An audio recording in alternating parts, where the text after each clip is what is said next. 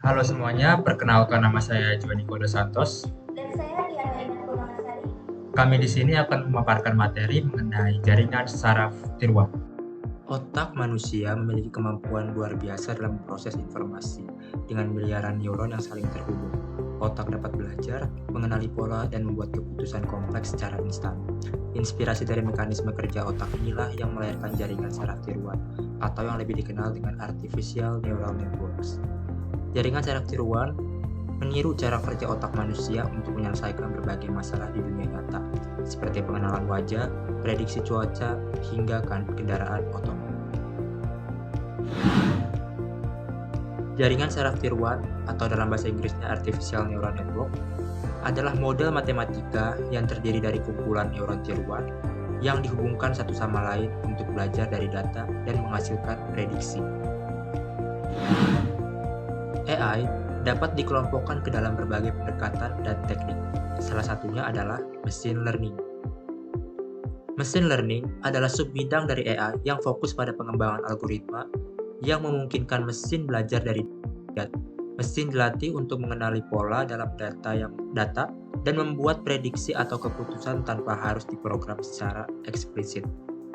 Proses pembelajaran ini dapat dilakukan melalui berbagai metode, seperti supervised learning, unsupervised learning, dan reinforcement learning. Di reinforcement learning, terdapat beberapa algoritma utama yang digunakan. Salah satunya yaitu policy gradient method dan key learning. Sedangkan di dalam unsupervised learning, terdapat beragam algoritma yang digunakan, termasuk adaptive resonance theory dan K-means. Di dalam supervised learning, ada sejumlah algoritma atau model yang digunakan sebagai metodenya, yaitu decision trees dan artificial neural network yang nantinya akan kita pendalami.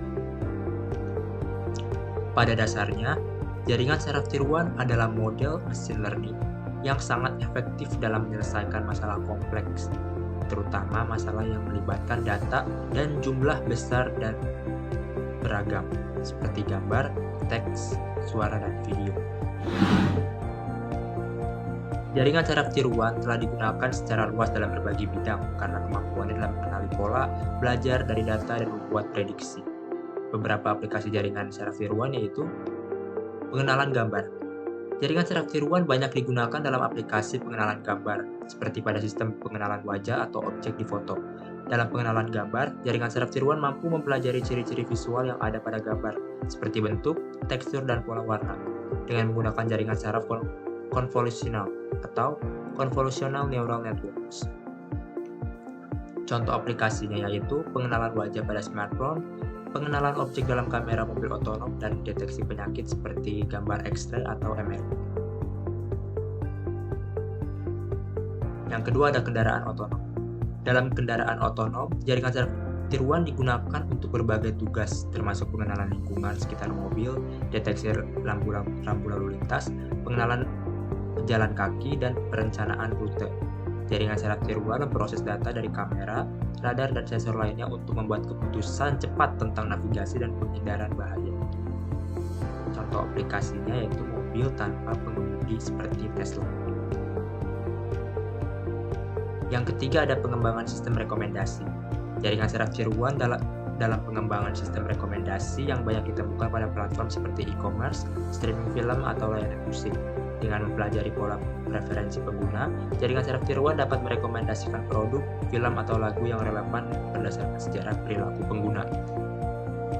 Contoh aplikasinya yaitu rekomendasi produk di Amazon, rekomendasi film di Netflix, atau rekomendasi lagu di Spotify. Saraf kita secara simpel terdiri dari kumpulan neuron atau sel saraf yang terhubung satu sama lain.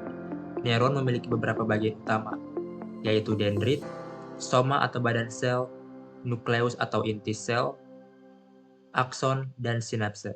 Sistem saraf ini lalu dimodelkan secara matematika supaya dapat dikomputasi oleh komputer atau yang kita sebut sebagai neuron tiruan.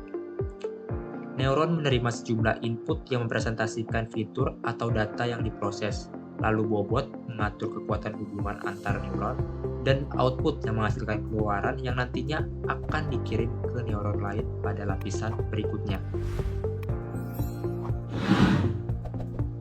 Dari sini, didapatkan arsitektur jaringan saraf tiruan yang terdiri dari beberapa lapisan yang bekerja sama untuk memproses informasi.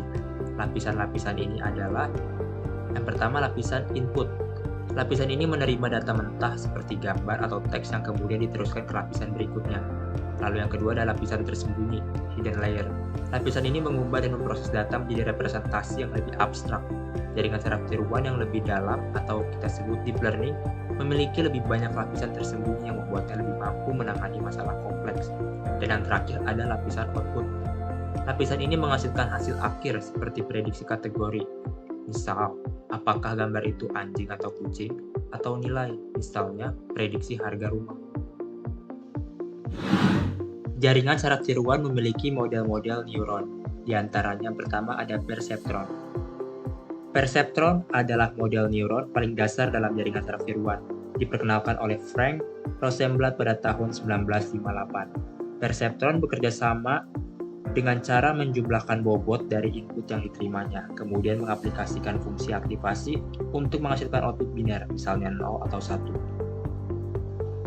Di sini ada komponennya. Yang pertama ada input, data mentah atau fitur yang dimasukkan ke neuron. Lalu bobot adalah nilai yang menunjukkan seberapa besar pengaruh suatu input terhadap output.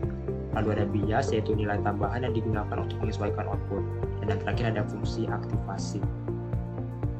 Fungsi matematika yang digunakan untuk memutuskan apakah neuron akan aktif atau tidak. Biasanya fungsi step atau linear pada model perseptron dasar. Yang kedua ada Convolutional Neural Networks atau CNN. Adalah jenis jaringan saraf tiruan yang dirancang khusus untuk mengelola data, gambar, dan video. CNN menggunakan lapisan konvolusi atau convolution layers untuk mendeteksi fitur-fitur penting seperti tepi, tekstur, atau objek dalam gambar. Di CNN ini memiliki berbagai komponen. Yang pertama adalah lapisan konvolusi, yaitu filter atau kernel ke gambar untuk mendeteksi fitur. Yang kedua adalah lapisan pooling, yaitu dimensi representasi gambar untuk mengurangi kompleksitas komputasi. Yang terakhir adalah lapisan fully connected, menggabungkan informasi dari lapisan sebelumnya untuk membuat prediksi akhir. Yang ketiga ada Recurrent Neural Network atau RNN. Recurrent Neural Network adalah model jaringan saraf tiruan yang digunakan untuk memproses data sekuensial seperti teks, suara, atau data-data waktu. RNN memiliki loop internal yang memungkinkan informasi dari langkah sebelumnya dipertahankan dan digunakan untuk proses langkah-langkah berikutnya, membuatnya cocok untuk tugas-tugas yang melibatkan urutan. Di RNN ini ada yang namanya loop neuron, yaitu setiap neuron dalam RNN memiliki koneksi umpan balik untuk memproses urutan data. Lalu ada memori jangka panjang, yaitu model long short term memory, dan get recurrent unit atau GRU adalah variasi RNN yang lebih kuat dalam mempertahankan informasi untuk jangka waktu lebih lama. Nah, sekarang masuk ke fungsi aktivasi. Fungsi aktivasi adalah komponen penting dalam jaringan saraf tiruan yang menentukan apakah suatu neuron harus diaktifkan atau tidak. Fungsi ini memperkenalkan non-linearitas dalam jaringan sehingga jaringan saraf tiruan dapat memecahkan masalah yang lebih kompleks. Ada beberapa macam fungsi aktivasi, diantaranya yang pertama ada fungsi aktivasi step atau Activate Step Function. Fungsi aktivasi step adalah salah satu fungsi paling sederhana. Fungsi ini memberikan output biner 0 atau 1 berdasarkan apakah inputnya melalui ambang batas tertentu. Rumusnya yaitu fx hasilnya 1 jika x lebih dari sama dengan 0. Fx sama dengan 0 jika x kurang dari 0. Misalkan diketahui x-nya adalah 0,5, yang berarti outputnya adalah fx sama dengan 1. Kenapa? Karena 0,5 lebih dari 0. Jika inputannya kurang dari 0, maka hasilnya maka outputnya adalah 0. Kelebihan dari fungsi aktivasi step yaitu mudah diimplementasikan dan sangat sederhana. Sedangkan kekurangannya yaitu tidak dapat menangani masalah non-linear serta tidak memberikan informasi tentang seberapa jauh input dari ambang batas. Lalu yang kedua ada fungsi aktivasi sigmoid. Fungsi simoid mengubah input menjadi output yang berada dalam rentang 0 hingga 1, sehingga sering digunakan dalam tugas klasifikasi biner. Rumusnya yaitu fx 1 per 1 ditambah e pangkat minus x. Misalkan diketahui x-nya itu 0,5, maka hasilnya adalah 0,622. Berarti outputnya adalah 0,622. Kelebihan dari fungsi sigmoid ini yaitu sering digunakan dalam lapisan output untuk klasifikasi, serta menghasilkan output antara 0 dan 1. Sedangkan kekurangannya yaitu vanishing gradient, yaitu nilai input yang sangat besar atau sangat kecil, gradient mendekati 0 sehingga pelatihan menjadi lambat. Yang ketiga ada fungsi aktivasi ReLU atau Rectified Linear Unit. ReLU adalah fungsi aktivasi yang umum digunakan di lapisan tersembunyi dalam jaringan saraf modern. ReLU menghasilkan output 0 jika input negatif atau output linear jika input positif. Rumusnya yaitu fx sama dengan max 0,x. Misal, jika diketahui inputannya yaitu 2, maka fx-nya sama dengan max 0,2. Yang berarti outputnya adalah 2. Berarti terbukti ya, ReLU menghasilkan output 0 jika inputnya negatif dan output linear jika input positif. Inputnya linear berarti 0,2, berarti outputnya adalah 2. Lalu jika x-nya minus 1, tadi output 0 jika inputnya negatif, berarti outputnya adalah 0. Kelebihan dari fungsi aktivasi ReLU ini yaitu mengatasi masalah vanishing gradient, karena gradient tidak mendekati 0 untuk nilai positif. Yang kedua, mudah dihitung dan sangat efisien secara komputasi.